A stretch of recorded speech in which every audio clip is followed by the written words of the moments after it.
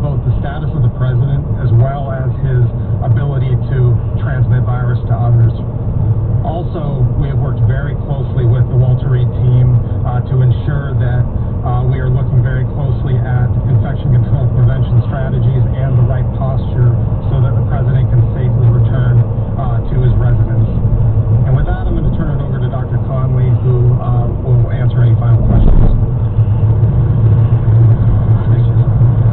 I mentioned it Saturday, but I'd like to reiterate myself just how grateful the president and I are to the men and women of Walter Reed, our colleagues at Johns Hopkins, as well as the many federal, private institutions that we receive support from. And so long as everything continues on the track that we're experiencing right now, this time, the president already tweeted out, to get him home later today. I'll take a couple questions. Charged back to the White House when he was given steroids. He said that he's still on those steroids as their medicines, as you know, that are usually given to COVID patients who are on ventilators or with low oxygen. So did you over-treat him? And if he's still on that medication, how is it safe for him to return to the White House? We send patients home with medications all the time. In fact, yesterday afternoon, he probably met most of his discharge requirements safely from the hospital. And he's returning to a facility, the White House Medical Unit, staffed 24/7, top-notch physicians, nurses, PAs, logisticians, and the unit here, the team here behind me is going to continue to support us in that nature.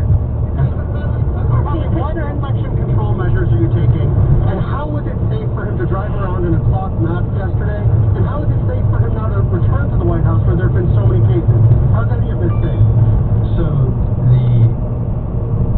the president has been surrounded by medical and security staff for days wearing full PPE. And yesterday, the U.S. Secret Service agents were in that same level of PPE for a very short period of time.